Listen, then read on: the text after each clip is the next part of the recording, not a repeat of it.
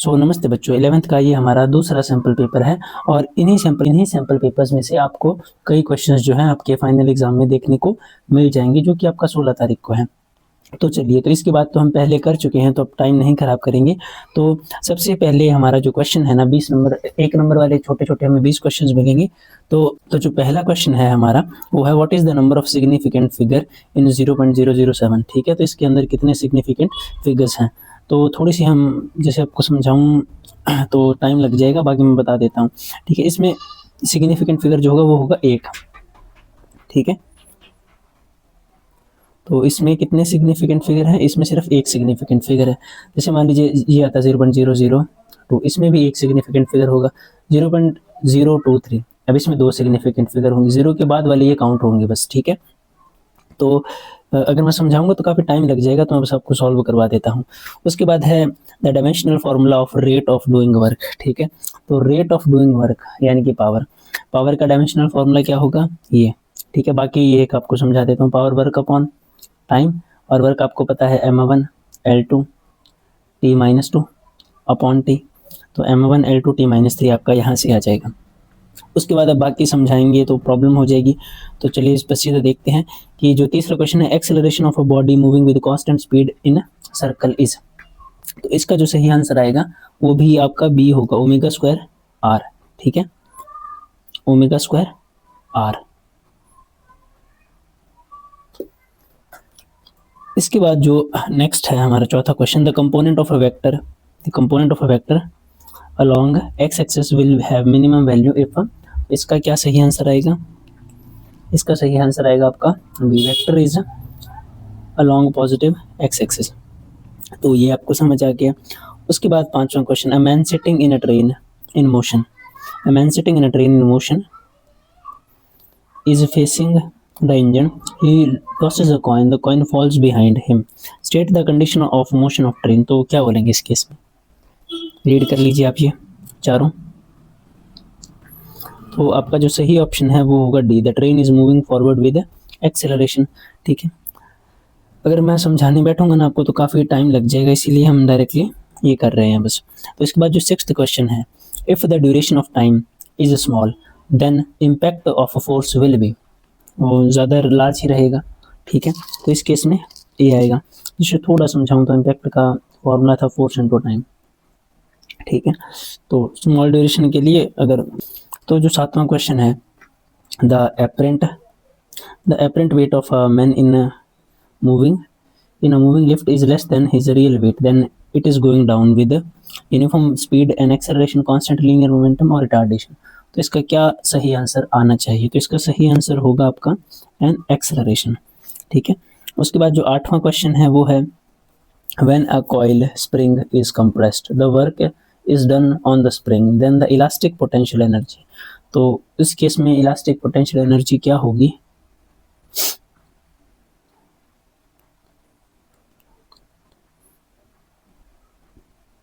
क्या करेगी elastic potential energy, increase होगी।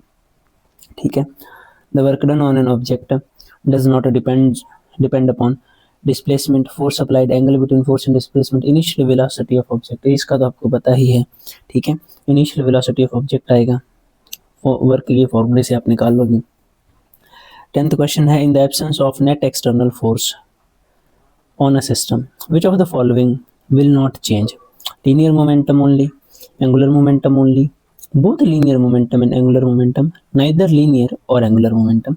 तो एक्सटर्नल फोर्स की एब्सेंस में यहाँ पर आएगा आपके पास ए ऑप्शन सही होगा आपका, लीनियर मोमेंटम ओनली। ठीक है, सो अब 11वां question, the motion of centre of mass depends upon. तो टोटल एक्सटर्नल फोर्स पर डिपेंड करेगी। उसके बाद two satellites of mass m and 9m are orbiting a planet in orbit of radius r, their periods of evolution will be in the ratio of। तो आपके सामने ये चार रेशियोज हैं, तो क्या आना चाहिए, तो इसका सही ऑप्शन जो है वो आएगा आपका सी, 1:1 में। ठीक है, क्योंकि टाइम पीरियड ऑफ सैटेलाइट आपको पता है इंडिपेंडेंट होगा उससे, मास से। तो उसके बाद आएंगे आगे The 13th question, the value of acceleration due to gravity is same at equator and poles, is least on poles, is least on equator, increases from pole to equator. तो ये हमारा जो 13वां क्वेश्चन है, इसमें हमारा आंसर रहेगा C, is least on equator. Equator पर क्या होगी, लिस्ट होगी। अब जो 14 नंबर क्वेश्चन है, modulus of rigidity of ideal liquid is, आपको आपने कर लिया होगा, इन्फिनिटी होगा, ठीक है। Soaps and detergents help in cleaning because, ये ऐसा क्वेश्चन पिछले सैम्पल पेपर में भी था, ठीक है। Because increases the surface tension between water and oil, क्या क्या आएगा, डिक्रीज, इंक्रीज, रिड्यूस करेंगे सरफेस टेंशन को, ठीक है। तो ये आपका सही ऑप्शन होगा। उसके बाद 16वां, Pascal's law states that pressure at a point is equal in all directions, तो ये सही है। In a solid at rest, in fluid at rest, in laminar flow, in a turbulent flow, तो क्या आना चाहिए इसका, इन फ्लूइड एट रेस्ट ये आएगा, ठीक है। In cold countries water pipes sometimes burst because, क्यों फट जाती हैं वाटर पाइप्स कोल्ड कंट्रीज में, तो इसका आएगा water expands on freezing, water expand on freezing, ये सही है। When water freezes it takes heat from pipes, तो ये तो हमने देख ही लिया, 17वें का बी आएगा। अब जो 18वां क्वेश्चन है, ठीक है, when do real gas approaches the ideal gas behaviour eight low pressure, ये ऐसा सेम क्वेश्चन पीछे भी था, ठीक है, ऐसा सेम क्वेश्चन जो था वो पीछे भी था। तो क्या आएगा इसका, याद कीजिए आप, अगर आपने पहली वीडियो देखी है, at high pressure and low temperature, ठीक है, या eight low pressure and high temperature, ये आएगा, eight low pressure and high temperature, ये आएगा, ये आएगा, ये आएगा। तो इसका जो सही ऑप्शन होगा ना, वो ए होगा, at low pressure and high temperature जो गैसेस होंगी वो आइडियल बिहेवियर को अप्रोच करेंगी। 19वां, the energy associated with each degree of freedom of a gas molecule is, ठीक है, तो इसमें होगा आपका बी आंसर आपका सही, 1/2 टाइम्स KT। और 20वां question, a particle execute simple harmonic motion given by y is equals to 0.02 sin 100 t, the amplitude and frequency of, जब आप सॉल्व करोगे ना यार, इसका जो आंसर आएगा वो ये आएगा, ठीक है। तो यहाँ तक आपको समझ आ गया।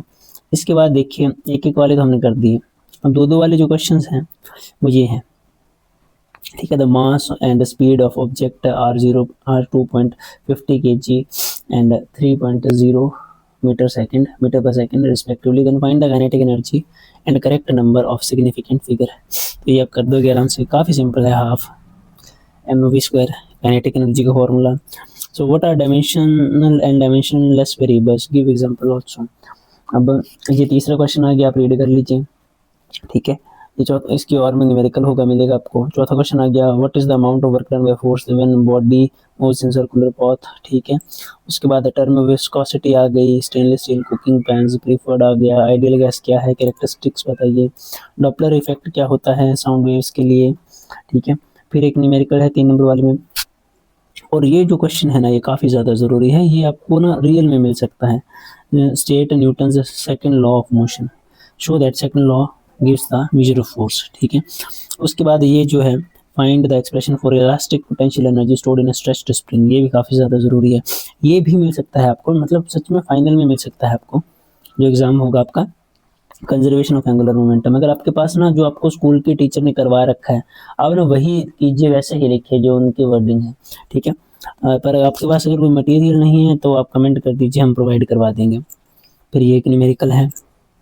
फिर देखिए ये जो है ना, ये काफ़ी ज़्यादा ज़रूरी, ये भी आया हुआ है कई बार, state first law of thermodynamics and hence derive relation between molar specific heats of a gas, ये बस मेयर फॉर्मूला है, नॉर्मल Cp - Cv = R, ठीक है। और Kepler's law lead to Newton's law of Newton's universal law of gravitation है, ठीक है। Time period of a simple pendulum, ठीक है। Find the expression for excess of pressure inside a liquid drop, ये आएगा। इस बार जो कॉम्प्रिहेंशन है ये रहा, आपको एक कॉम्प्रिहेंशन तो मिलेगा ही, ठीक है। तो